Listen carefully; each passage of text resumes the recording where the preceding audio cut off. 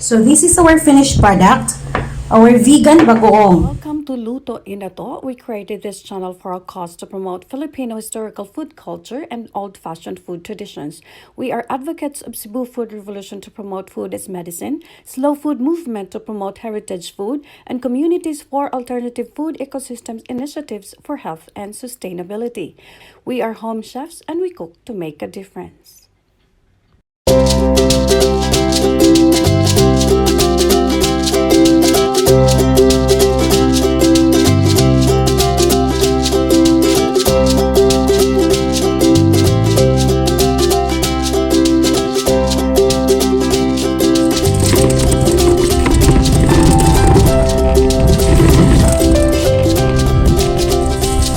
So we were able to harvest this much fresh tomato.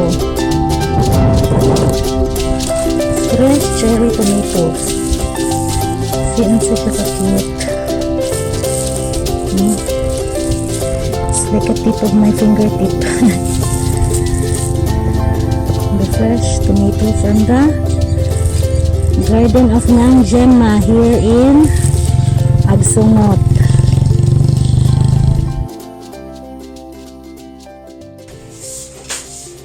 Hello mga mami! Today, we'll be teaching how to cook vegan bagoong. As we have known, we Filipinos love eating so much of this kind of condiment. We use it as an appetizer, especially the Visayans. We who are living here in the Visayan Islands and in Mindanao, we really love bagoong. Bagoong is usually made of mainly fish or shrimp or krill, which is laden with so much salt. So now we'll be teaching you how to cook a very healthy way of cooking this kind of condiment. So our ingredients are of course, in lieu of fish or krill or shrimp, we have our shiitake mushroom. So these shiitake mushrooms are being dehydrated because we bought this at the store in packs like this one. This is dried shiitake mushroom. So we dehydrate it by using boiling water. This one. So now, some of our ingredients would be the spices. We have our onion, garlic, green chili pepper, and of course our tomatoes. We're just so lucky that during this lockdown season, we are so restricted in buying most of the ingredients. And I was just so fortunate enough that before the quarantine was implemented, I was able to secure much of the ingredients. So here I am, it's complete. So now I will be teaching you how to cook a very healthy bagoong, which we use as an appetizer, and we'll be using it as side dish for a steamed vegetable or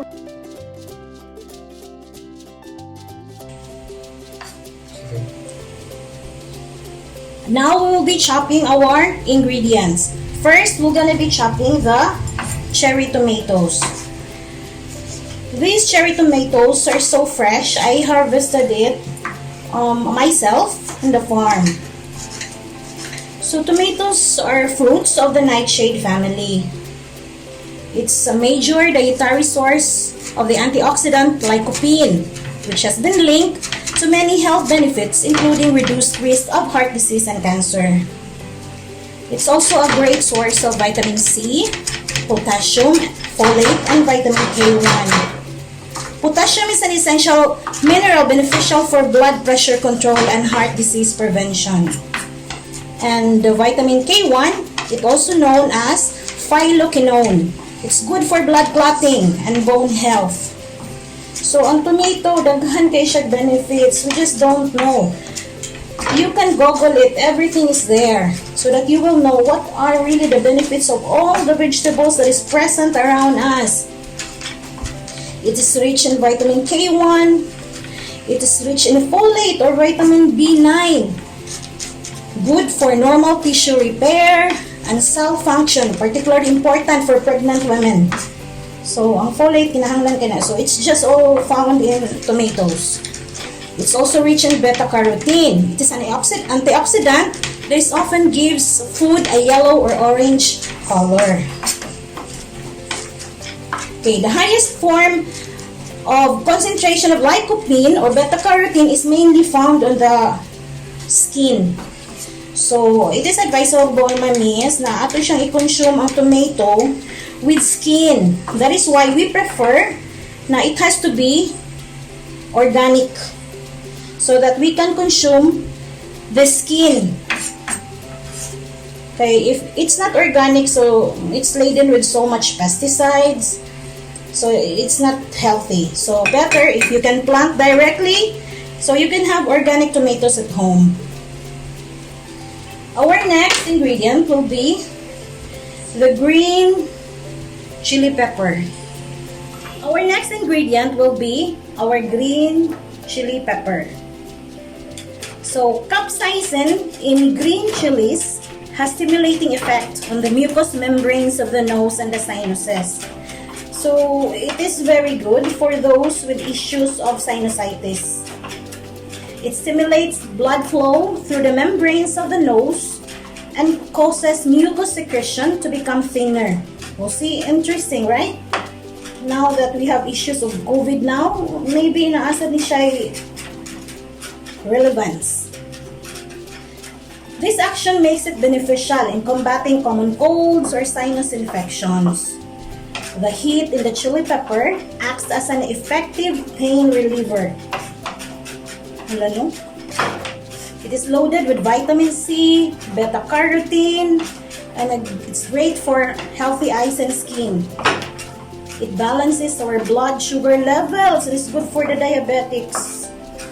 Oh, it's a great source of iron and has a lot of antibacterial properties and can help treat skin infections.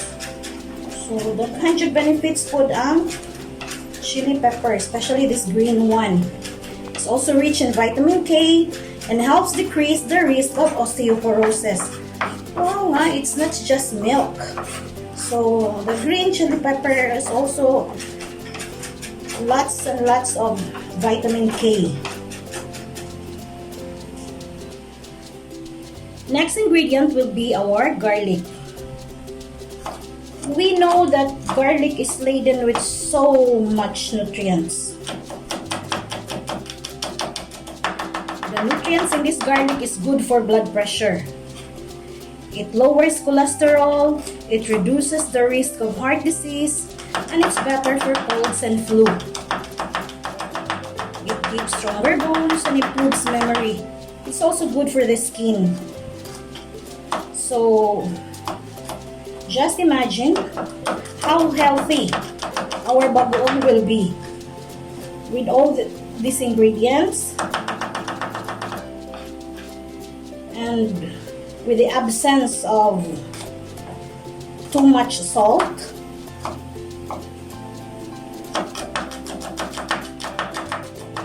So, be slicing this very thinly.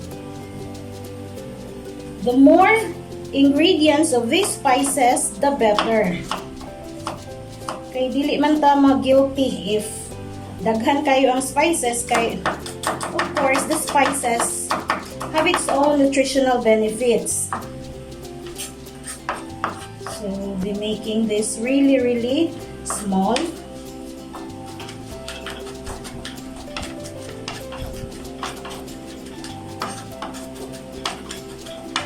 So now that we are suffering or we are threatened by this COVID virus, it is very advisable that we'll be consuming healthy foods, healthy and fresh vegetables like this one.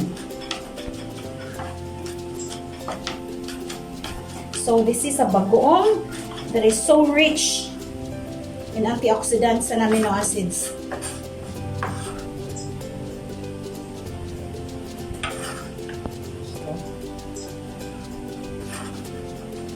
So now, our final ingredient will be, of course, the shiitake mushroom.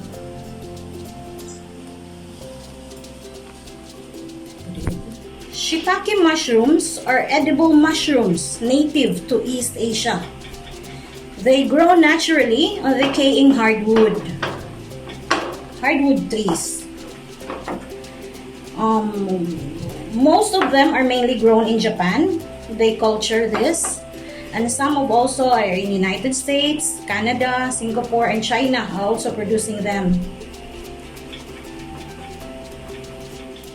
Dried shiitake mushrooms has an umami flavor and are more intense when fresh. But usually, we can find them really in dried form. Umami can be described as savory or meaty. It is considered as the fifth taste, alongside with sweet, bitter, sour, and salty. These mushrooms are good substitutes for meat because it has the same amino acid as the meats. They can be found, or you can buy this in the grocery, fresh or dried. And it is also found in some of the dietary supplements.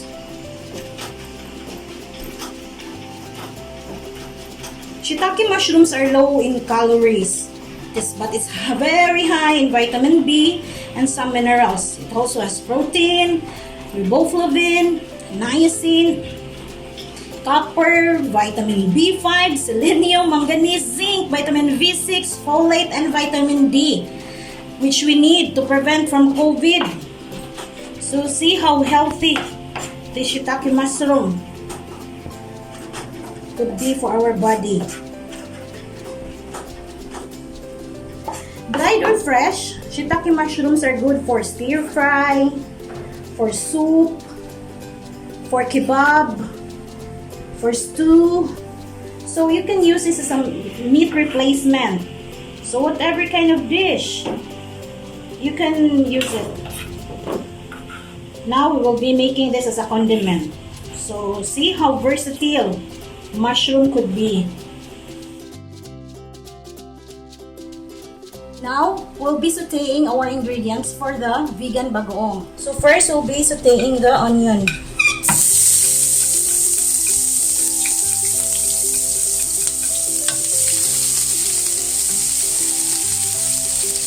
So, onions are so aromatic when it is being sauteed. The aroma is released when it's half cooked. Now, we'll be adding the garlic. The reason why we put our onion first, para dili siya masunog. Kay ang onion, dali kay siya masunog. So, mo-brown na siya, mo-pait na ba din siya. So, it's not good. So, we're gonna be using the onion first, and then next are the garlic. So, wait for a little more seconds. And then we'll be putting our tomato.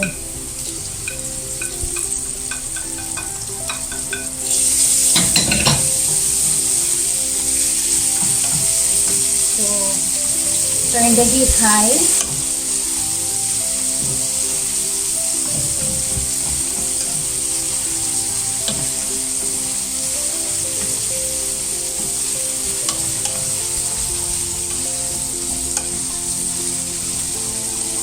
We have our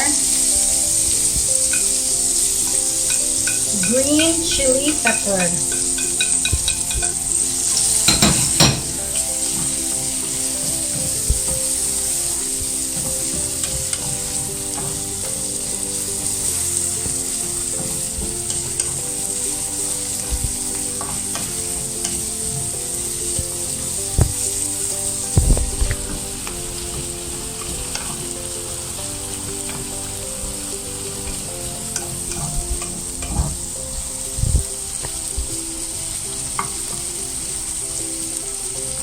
We have our mushroom.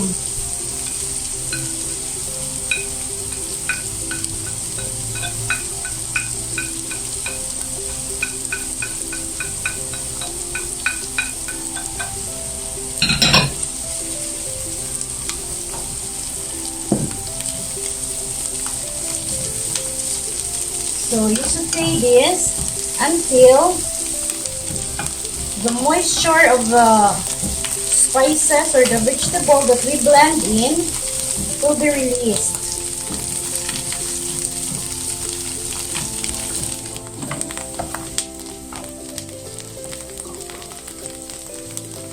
To season our bagoong, we will be putting black beans. So I mashed the black beans, then add it, and a little bit of suka or vinegar.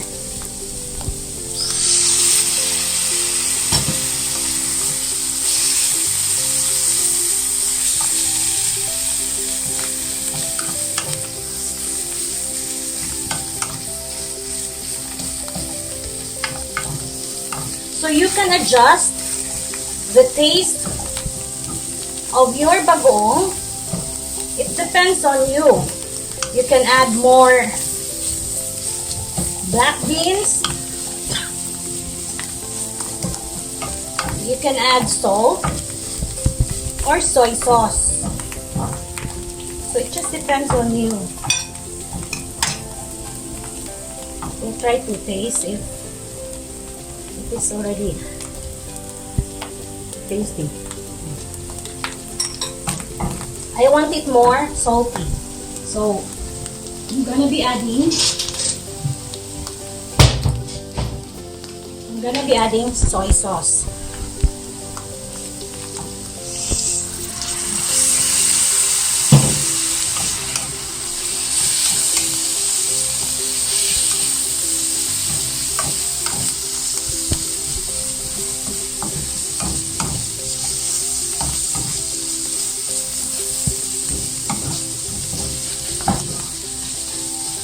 This kind of condiment, you can store it in the ref for a period of time, around 2 months, but you have to fill the container with so much oil.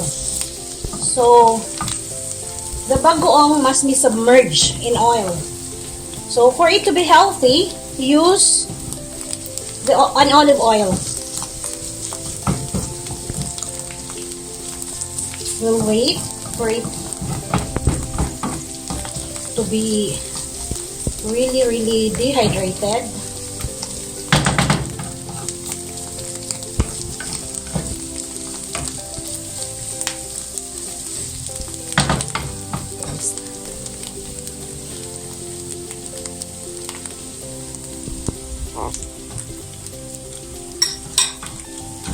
Yeah. It's really tasty.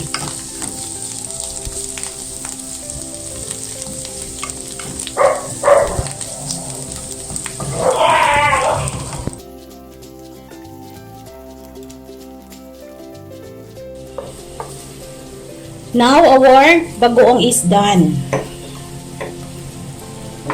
It's so tasty. The umami taste is there.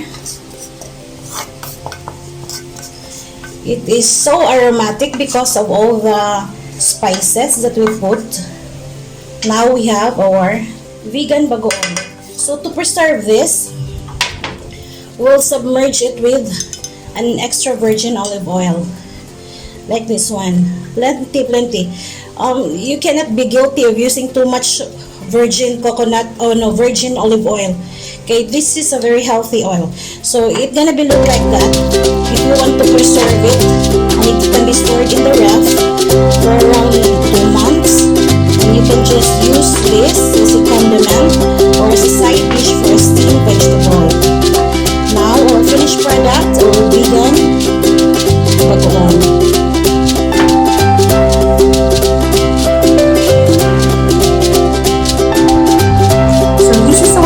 Product, our vegan bagoong.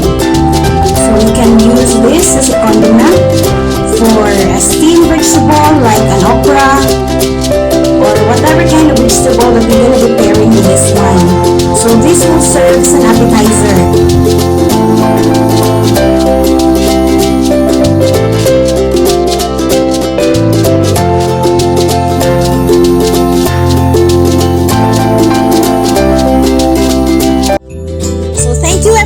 watching. And if you like our demo, please subscribe to our channel and share it to your friends. We make our videos fun and informative for everyone. Let us hear your feedback. Just comment below. See you next time!